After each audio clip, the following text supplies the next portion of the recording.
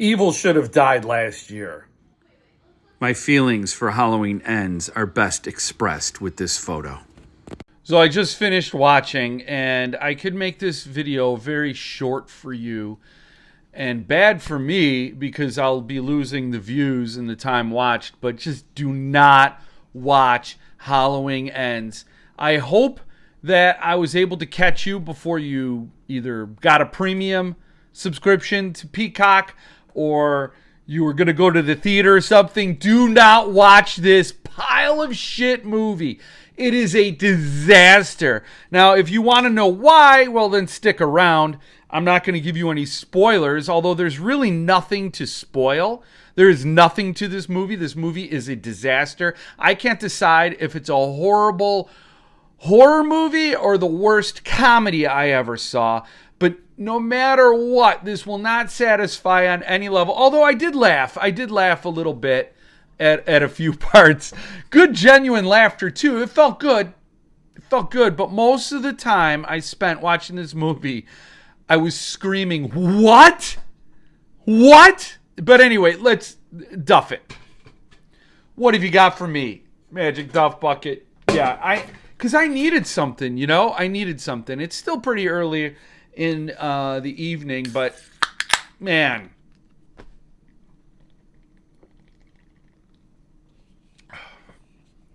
As great as Rapture Brewing is, it doesn't really take the sting out. There it is. Pleasure Garden.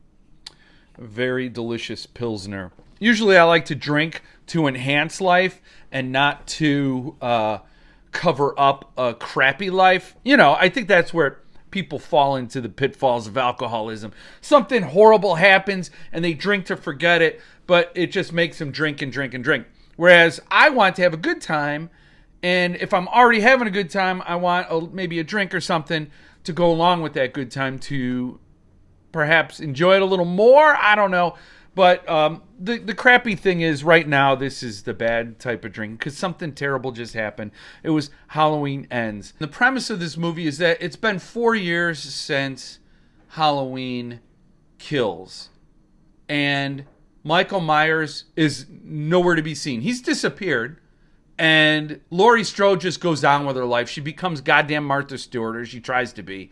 She tries to be a homemaker, typical, stereotypical grandmother, and trying to lead a normal life, like walking away from all that. I'm no longer trying to trap Michael Myers. Again, the thing that worked in the first movie was they made Laurie Strode a badass who's like turning the tables on the villain who traumatized her, and we could all root for that. That became something that I loved. I loved that first movie. I remember walking out of that going, dude, this is incredible. And they signed on for 2 more? What else can they do? Why, when I think of all that squandered good energy.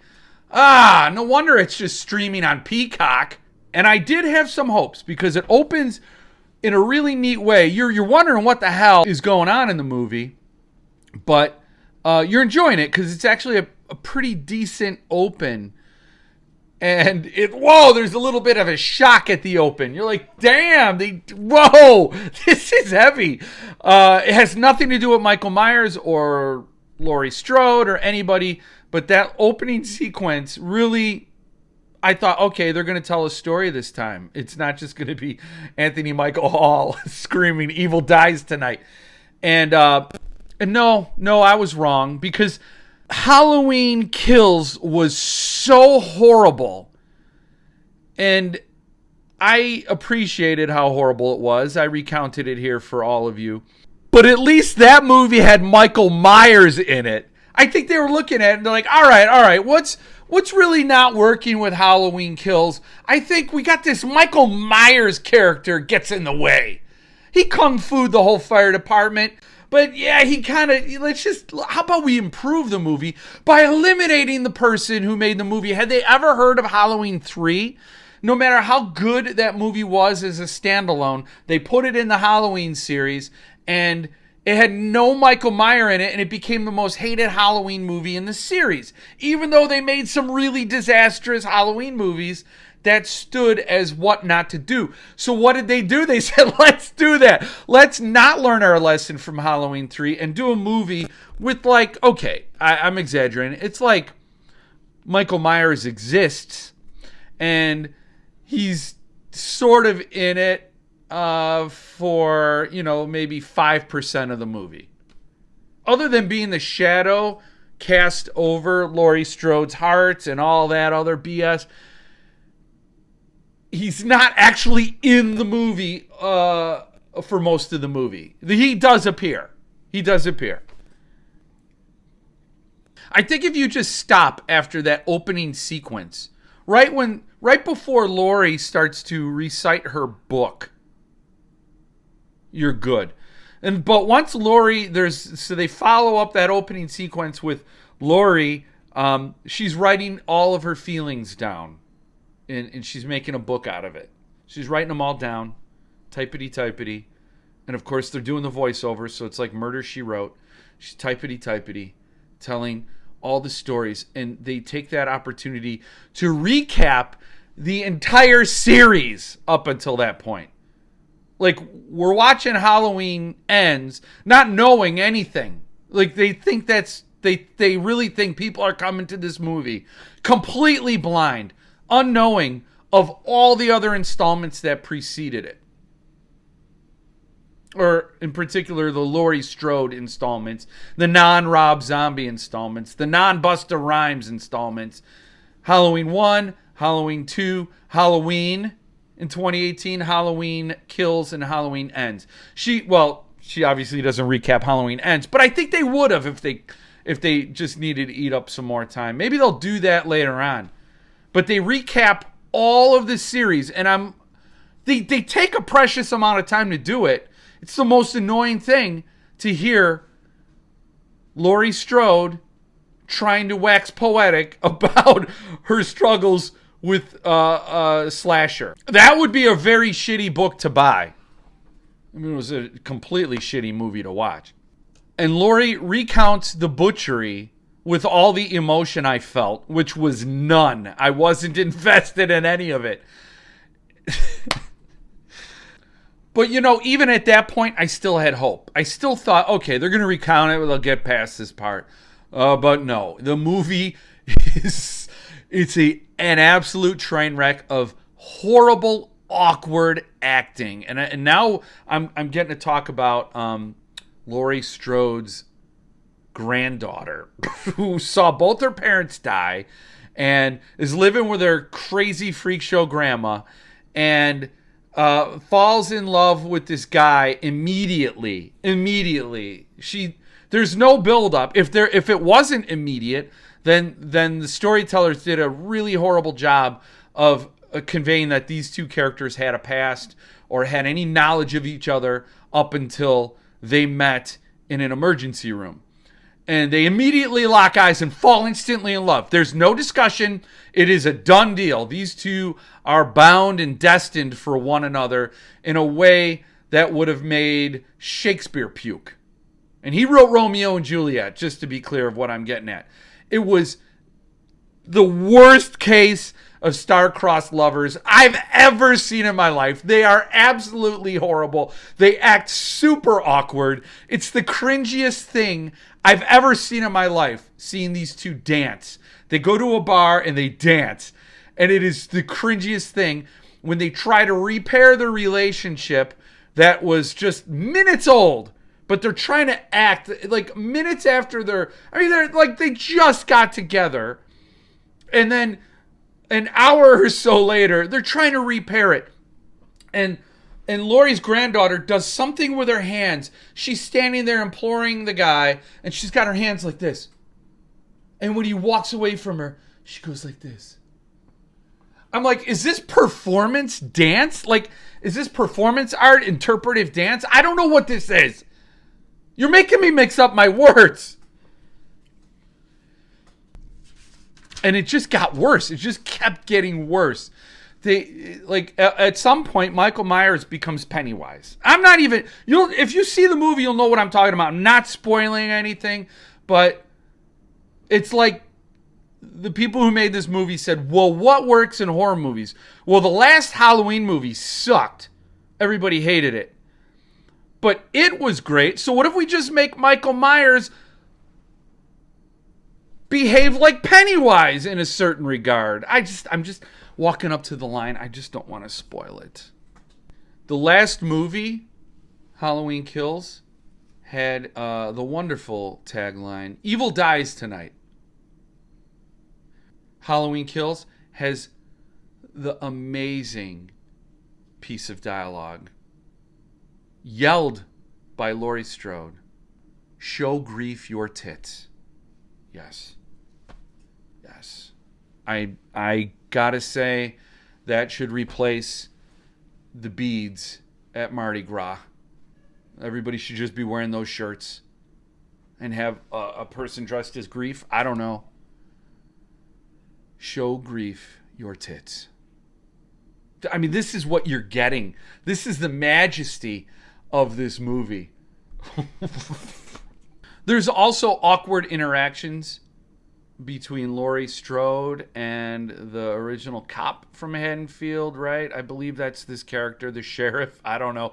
And there's an awkward, like, he's trying to hit on her, but they're really old and they don't know how to do this in the grocery store. This just shows that the writers of this movie don't understand human relationships. The male lead in the movie keeps running into traffic. There are several scenes where he's almost getting hit by a car. They do it at least twice. So at that point you're thinking this is foreshadowing. If they're showing something more than once for no reason, no apparent reason, then it has to be for a later reason, and there's an intentionality in it. But don't think anything about the lead character, Corey. He doesn't get hit by a car. When Michael Myers finally does show up, he starts to get like they're like, all right, well, we gotta drag this corpse out of the closet and parade him around, otherwise we can't claim it's a Halloween movie with Michael Myers. So we gotta get him out there and parade him around. But before he comes out into full swing, he gets slapped around like a little bitch.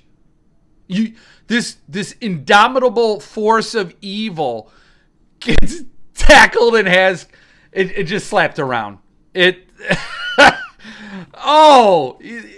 like they pissed on the fans or pissing on the grave of Michael Myers. I don't know what they were thinking. I don't know who got involved with this movie, but it couldn't have been worse. It really could not have been worse. And I'm saying that as someone who was furious at the second one, but I think I was mad at the second one in this current trilogy because it had some potential. Maybe. This one, they just abandon everything. Everything goes out the window. There's not even that tug of nostalgia for what it once was. It's just like, I guess in 2022, everything just gets ruined. We nothing is good anymore. Everything, all the flavor is sucked out of everything. And you just end up with junk like this. Early on in the movie, they're watching, this babysitter and this kid are watching The Thing. And I remember thinking at that time, well, if this movie's bad, maybe I should just watch The Thing. And then later on in the movie, somebody's watching a Jean-Claude Van Damme movie, and I'm thinking, can we just finish? You know what? Just put the camera on that screen and let's just watch that.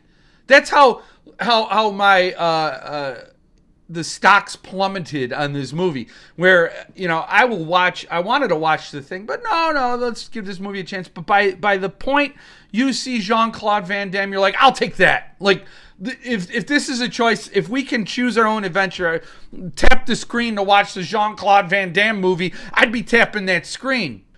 So if you stayed to watch this review, thank you and apologies. It's really just stealing more of our life at this point.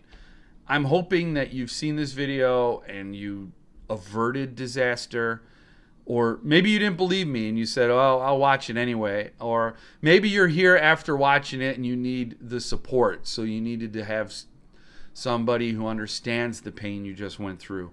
That's all fine, but I don't want to give this demon any more energy. So I'm going to cut it off. I'm going to enjoy. I'm going to take a tour through the pleasure garden, and I'm going to try to heal and put this behind me. The good thing is it says Halloween ends. And Halloween ends. This movie is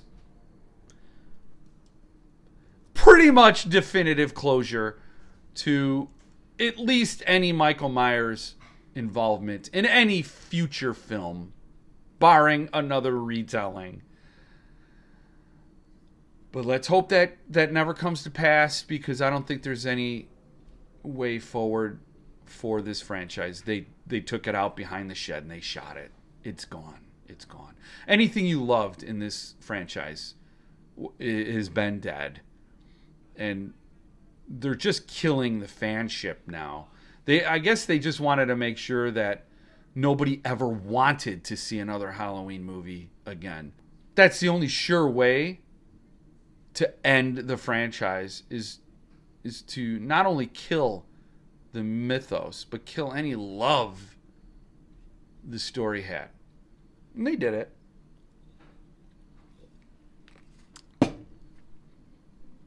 I'm telling you, I'm not. It takes a very special movie to win me over, and this ain't it. So, I hope you guys have a happy rest of your October. Other videos, other books, other things to see, other beers to drink, other laughs to have. Until next time, stay frosty.